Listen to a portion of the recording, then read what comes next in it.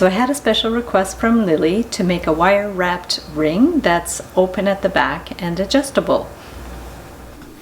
So I'm going to take 18 inches of 18 gauge wire, and near the middle I'm just going to give it a little bit of a bend, and then I'm going to measure 2 1/4 inches.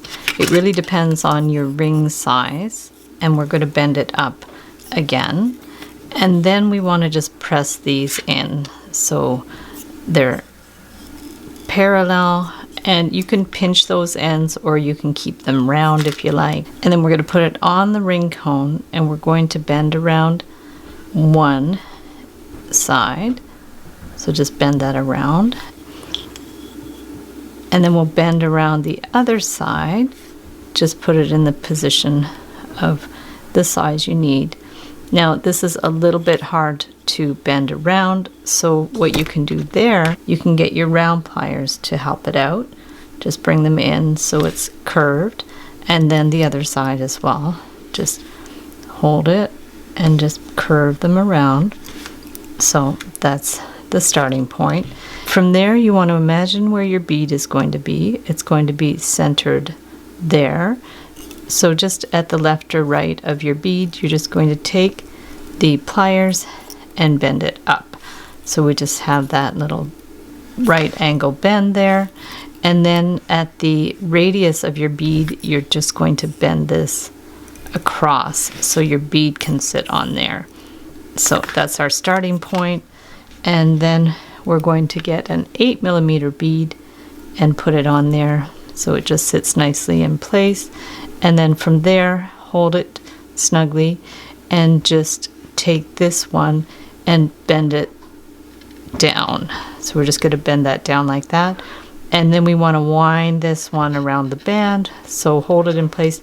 If it helps, I like, especially with the thicker wire, to give it a little starting bend. So hold it with your round pliers and give it a little bend across, and that will help it so it won't get distorted out of place. And you can even give it another little bend up, so that's really going to make sure it doesn't get all like pulled out of place. So hold that and give it a full turn around, so you have that one there. And then from there, what you can do is just take this wire and we're going to wind it around. So we're going to take this wire, wind it around. Now this can be as tight or as loose as you want. This part is, you know, really up to you how you want it to look. So we're just going to take that one here, and then from there I'm just going to bend this one out of the way a bit and then wind this one around to that side. So we're just going to take this wire and just bend it around the ring band. So just bend it around a full turn. So you can clip it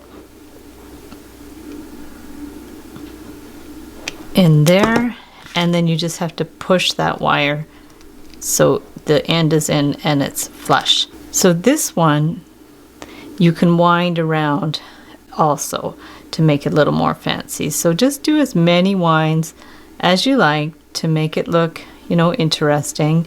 And this copper wire is really nice because it's soft, so it does nice little soft bends around it. So bring it around, and then when you think you have enough wire, you're going to clip the end and bend it in. You could wind it around the band again, that's no problem at all. But if you just want 2 winds of wire there, just give it a little clip, say about 1/4 inch or something, and then take your round pliers again and just take this end. So just bend it in so it's tucked in there and it's hidden out of sight, and it's not going to scratch your finger. So from there we could put it back on the ring cone, do any bit of adjusting that you want. There's a lot of wire on there. You could definitely put less on there.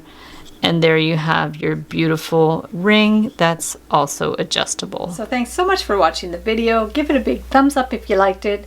Be sure to subscribe to my channel for lots more wire art and jewelry making videos. Hit the notification bell to be notified when I go live and when I post new videos.